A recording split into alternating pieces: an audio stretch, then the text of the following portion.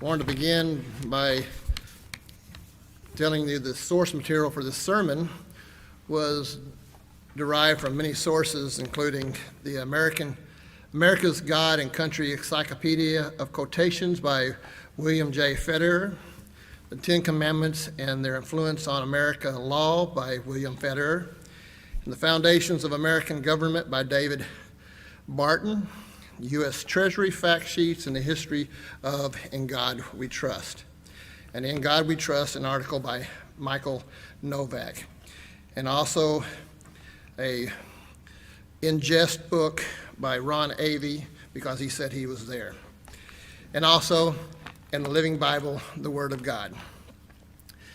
This past week, I was able to take something off my bucket list, and Mr. Reg told you what it was. On my bucket list was to catch deep sea fishing, an amberjack, a yellowfin tuna, and a marlin. And so I was able to go with a customer deep sea fishing on Wednesday, and we started out what I call the Key West of Louisiana, which if you go to Venice, Louisiana, it's about 60 to 80 miles south of New Orleans. And if you draw it up on a map in your phone, you won't see it. Then you kind of scroll into it quite a ways, and there it is, way out in the Gulf. And so we went on another 60 to 80 miles out, and this sermon, the title of it, I was thinking about for about a week. Hadn't put anything together, nothing was gelling. And so you always tell Mr. Haver, yeah, I got something ready, or I think I do. It's here, but it's not here in the notes. So as we're going out, we're in bean bags, leaning back in the bottom of this boat as this 38-foot boat speeds along the Gulf. And I'm not sure exactly how fast his hitting, but in an hour and a half, he had us 60, 80 miles out in the Gulf. And then all of a sudden, the boat goes, and he stops. And out to our left, a huge, huge thunderstorm, lightning popping, and just flying all over the place. And all I was thinking was, well, in God, I'm going to trust. And the boat captain came back and says, I trust God, and I see an opening, the storm here, there's a storm here, and there's a big opening here in the storm. He says, we can get through that pass, we'll be on the other side, and it'll be good fishing. Well, the tuna weren't biting because we couldn't get to the tuna area, so we went to do amberjack, and I wished I hadn't caught it. We caught probably 10 of them, got 4 in the boat, and we almost got a tiger shark in the boat that jumped up out of the water and grabbed one of our fish by the throat. And it was a lot of fun, but when you start looking at all this lightning flashing all around you, and you're in a 38-foot little dingy podunk boat out in the middle of the Gulf, and you come up on this big, huge square thing. Let's take this building and double it out this way, and then 4 times the length of this building, and then go 30 stories tall. That's about 4 times bigger than a cruise ship. And that was out there, and we started trying to fish for tuna around it, and they were there, but they just weren't biting when we were there. And then we went to some oil derricks, and we caught our amberjacks. We saw a marlin swordfish jump out probably about 60 yards from us. Never got it, but it was a lot of fun. And again, when you're out there in that little canoe, you have to think, in God I am going to trust. So I want to start in Proverbs 14 and verse 34. And this sermon is going to go completely from where y'all are thinking it's going. And I don't know, Doyle is going to pass out here in a minute. I guess it's going to be in about 5 minutes or so. He's going to pass out part of my sermon also. Anyways, Proverbs 14 and verse 34, it says, righteousness exalts a nation, but sin is a reproach to any people. On November 19th, 1863, President Abraham Lincoln stood before 15,000 people to dedicate the National Cemetery at Gettysburg, Pennsylvania. In his Gettysburg address, Lincoln said, 7 years ago, our fathers brought forth on this continent a new nation, conceived in liberty and dedicated to the proposition that all men are created equal. Now we are engaged in a great civil war, testing whether that nation or any nation so conceived and so dedicated can long endure. We're still to this day testing whether this nation can long endure. You know, when our founding fathers talked about religion and politics, they borrowed their language from what some referred to the Jewish Old Testament. People today often claim our founding fathers were simply deists, but they talked about God in terms that are radically Jewish. They used creator, judge, providence. You know, for the most part, these are not names that could come from the Greek or Romans, but only from the Old Testament. You know, all the founding fathers, including Thomas Jefferson, shared a common belief that a people cannot maintain liberty without religion. They understood the power of religion to their cause and worried that the eyes of God, they would be found waning. They would be found short. In 1776, John Adams said, I sometimes trembled to think that although we are engaged in the best cause that ever employed the human heart, yet the prospects of success is doubtful, not for want or power or of wisdom, but of virtue. He knew human nature. The first act of the Continental Congress on September 7th, 1774, was an official prayer from an ordained minister. He read a Jewish prayer from Psalms 35 in the Book of Common Prayer. He prayed, plead my cause, O Lord, with them that strive with me. Fight against them that fight against me. Take hold of buckler and shield and rise up for my help. Say to my soul, I am your salvation. Let those be ashamed and dishonored who seek my life. Let those be turned back and humiliated who devise evil against me. When Thomas Jefferson penned the Declaration of Independence, he mentioned God twice. But before Congress would sign it, members insisted on 2 more references to God. So these 4 names appeared in that great document referring to God. Number 1, the author of nature and nature's law. Number 2, the creator, who endowed in us our rights. Number 3, the judge, to whom we appeal and witness that our motives spring not out of seditiousness, but from dear love of liberty. Number 4, and providence, a trust in divine providence. The members of Congress of July 3rd, 1776, were about to make them liable to be charged of treason against the crown. They appealed to an objective world and beyond the eyes of man. They appealed to the supreme judge for the goodness of their intentions. They wanted the reference of providence to declare that God is on the side of liberty and that those who trust in liberty will therefore prevail. You know, less than a century after our nation was founded, we were engaged in a great civil war. In 1861, Secretary of the Treasury Solomon P. Chase received a letter from a minister by the name of M.R. Watkins. It said, Dear Sir, you are about to submit your annual report to Congress respecting the affairs of the national finances. One fact touching our currency has hitherto been seriously overlooked. I mean the recognition of the Almighty God in some form on our coin. You are probably a Christian, he said. What if our republic were not shattered beyond reconstruction? Would not the antiquities of succeeding centuries rightly reason from our past that we were a heathen nation?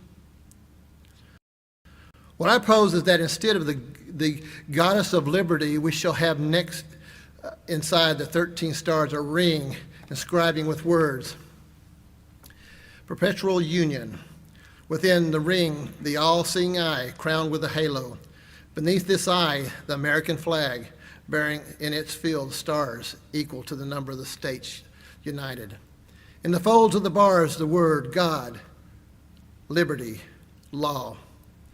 This would make a beautiful coin to which no possible citizen could object. They would relieve us from the ignominy of heathenism. They would place us openly under divine protection we have personally claimed. From my hearth I have felt our nation's shame, and disowning God is not the least of our present national disasters.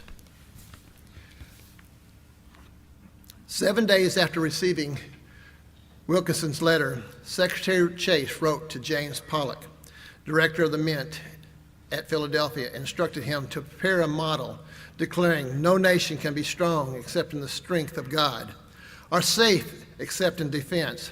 The trust of our people in God should be declared on our national coins. In God we trust first appeared on the 1864 2-cent coin. Nearly a century later, on June 14, 1954, Congress unanimously ordered the inclusion of the word under God into the nation's Pledge of Allegiance, a law passed by the 84th Congress and approved by the President of the United States on July 30th, 1956. President Eisenhower approved a joint resolution of the 84th Congress declaring, "In God we trust," to be the national motto of the United States, just 65 years ago. Nation that's this old, and 65 years ago they finally said, "In God we trust," to be the national model of the United States. You know, we have come a long ways in our nation, but we have organizations popping up, the ACLU and atheist groups, Antifa, all sorts of groups coming up that are trying to remove any of our history and remove God from any vestige of our national life. They want God's name taken off of our coins and currency. They want God's name taken out of our Pledge of Allegiance. They want to rewrite the history books, remove any reference to the Almighty in the writings of our founding fathers. We've had lawsuit after lawsuit after lawsuit filed to prevent local schools from displaying copies of the Declaration of Independence, the Pledge of Allegiance, and also the Ten Commandments, claiming that those documents are unconstitutional because they mention the name of God.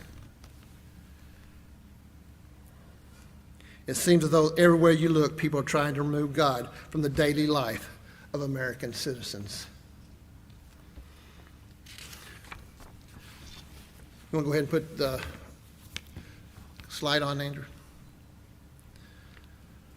I got a question. Do you or do your children know a lot of the things I just mentioned? Do their teachers at school know that? I got a question. Does anyone know who or what Hammond Solomon's part was all in this? I didn't until this week, until I started looking and finding out the history of this. But you may be in quite a surprise at the end when we take a look at this. Let's look at the back of this $1 bill. You have one in your hands, and then we also have it here, because on that photo that I gave you, you really can't see everything I'm gonna mention. On the rear of the $1 bill, you'll see two circles. Together, they comprise the Great Seal of the United States. The First Continental Congress requested that Benjamin Franklin and a group of men come up with a seal. It took them 4 years to accomplish this task, another 2 years to get approved. If you look at the left-hand circle, you see a pyramid. Notice the face is light.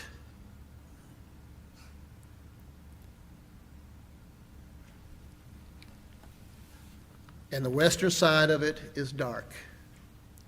This country was just beginning. We hadn't begun to explore the West or decide what we could do for our Western civilization. The pyramid is uncapped, again signifying that we weren't even close to being finished.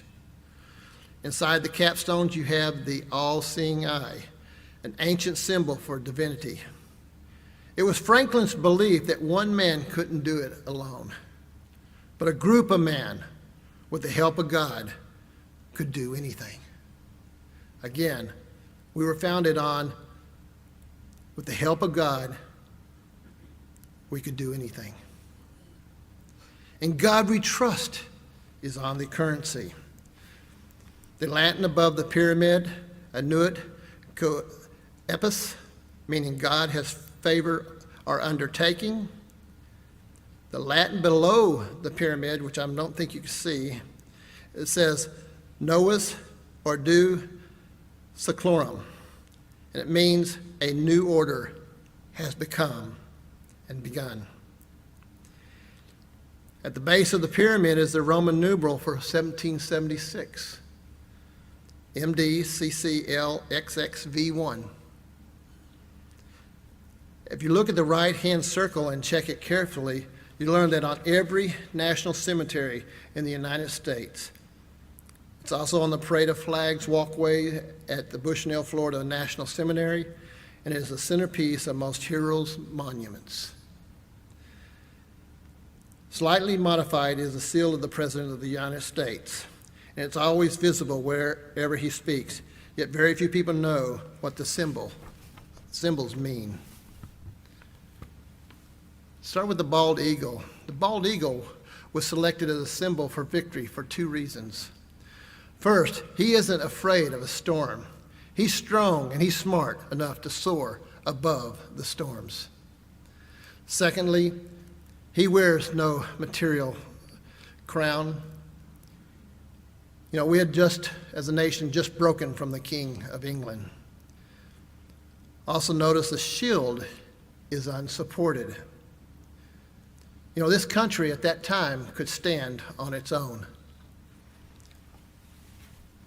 At the top of the shield, there's a white bar signifying Congress, a unifying factor. We're coming together as one nation. In the Beagle's Eek, you read, E pluribus unum. Did I get close, Martha? Nope? Okay. E pluribus unum. Okay. Meaning from many, one. Meaning a whole bunch of people coming together as one, as a nation. Above the eagle, we have the 13 stars, representing the 13 original colonies and any clouds of misunderstanding rolling away. Again, we were coming together as one. Notice what the eagle holds in its talons. He's holding olive branches and arrows. This country wants peace, but we will never be afraid to fight to preserve peace.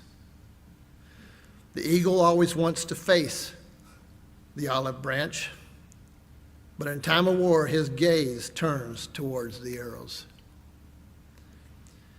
An untrue but old-fashioned belief says that the number 13 is an unlucky number, which is almost a worldwide belief. You'll almost never see a room numbered 13 in a high-rise building. Hotels, you won't see it. I've stayed on floor 14. That's 13 to me. But, you know, they said, oh, we don't have floor 13. Okay. But think about this.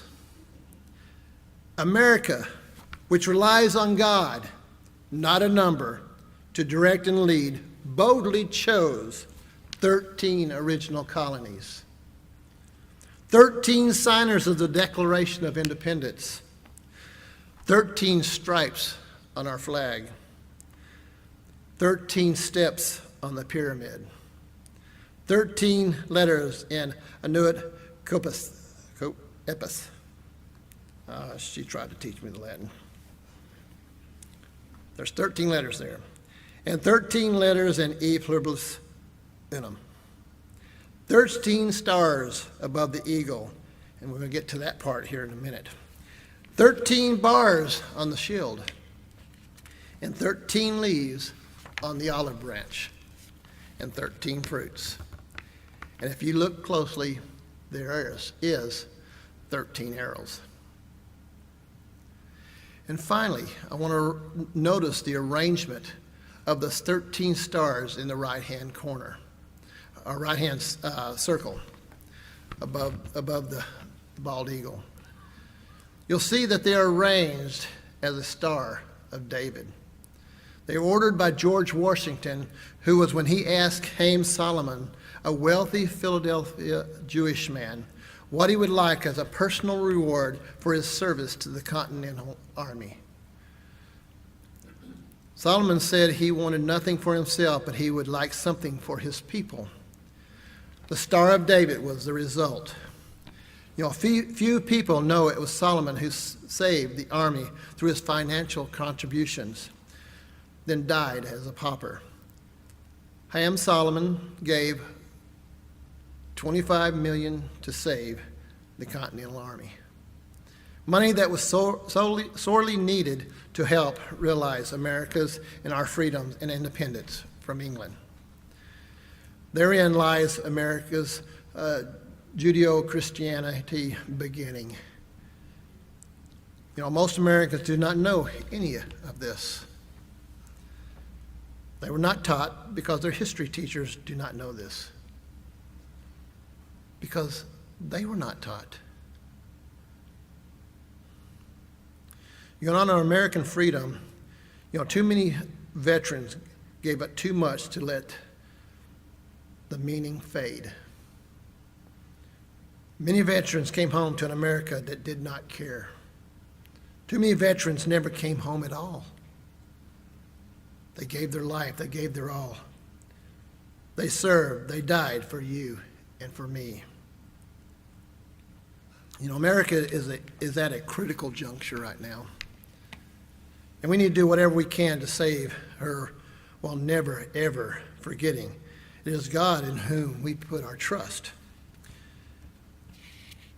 It's hard to grow up in the shadow of the origin of our currency model in God we trust, without incorporating that model into daily thoughts. You know, Psalms 56 proclaims, Psalm 56, in God, whose word I praise, in God I trust. You know, it's a frequent phrase throughout the Psalms. So I want to take a look at a few others. Psalms 31, 14 through 15. Psalms 31, 14 through 15. It says, I trust in you, O Lord. I say, you are my God. My times are in your hand. We put our trust in him because we are in his hands. All that we do, he knows. We're right there. He knows everything. Psalm 62 and verse 8. Psalm 62 and verse 8 tells us trust in him at all times. You know, when I saw that little dingy boat that we were supposed to go out that far in the Gulf, I wasn't putting my trust in that boat. I said a little quick prayer and I didn't quit. And then I got to see this big, huge lightning storm. And then as we're riding back in after we're finished, and I'm laying back in this little beanbag in the back of that boat, you see waves of lightning all over the top of us, flashing. We weren't getting any rain, but there's a lightning show going all over from storm to storm, flashing above our heads. It's hitting the water in places too. But we had to get in. It was the only thing you can do is pray about it. I didn't tell Martha about this because she won't let me go again. But it was fun. But I think we're getting a bigger boat next time. I'm not saying I don't trust God. I just going to make better plans and get a bigger boat. Psalms 9. Did I read this? It says, "Trust in him at all times, O people. Pour out your heart before him. God is a refuge for us." And he was. He's a refuge that we had as we're coming in. And we were able to see all the glory of what he can do, his power, as it came in. It did hit the lightning. It did hit the marina about 10 minutes before we got into the marina and just knocked everything out. So it was going all over the place. Psalms 91, 1 through 2. Psalms 91, 1 through 2. It says, "You who live in the shelter of the Most High, who abide in the shadows of the Almighty, will say to the Lord, my refuge and my fortress, my God, in whom I trust." Can we all say that all the time? Sure, we're going to have trials come up. We're going to be sick. But do we put our trust in him, that he knows and everything and he can take care of everything? Psalms 37, verse 5. You know, we don't have to question whether or not God is going to take care of us and watch over us. Psalms 37 and verse 5 tells us, "Commit your ways to the Lord. Live according to his laws and his statutes. Trust in him and he will act." That's telling me that he is going to take care of me as I try to live and strive for his way. Am I going to get sick? Oh, yes. Am I going to break down as I get older? Yes. But I can commit my ways to him. I can trust in him. We all can trust him, and he will take care of what he has said he would. You know, the message of the Psalms and the message printed on our money reminds us that we can trust in God. Watkinson felt the nation's need, what the nation needed, that message during a time that was possibly the most divided time of our country's history. And sad to say, it's probably going to happen again. Now, once again, polarization and divisiveness from our nation's leaders are wringing goodness out of our nation. How urgently we need to hear once again that even in bad times, especially in bad times, our trust is in God. In God we trust.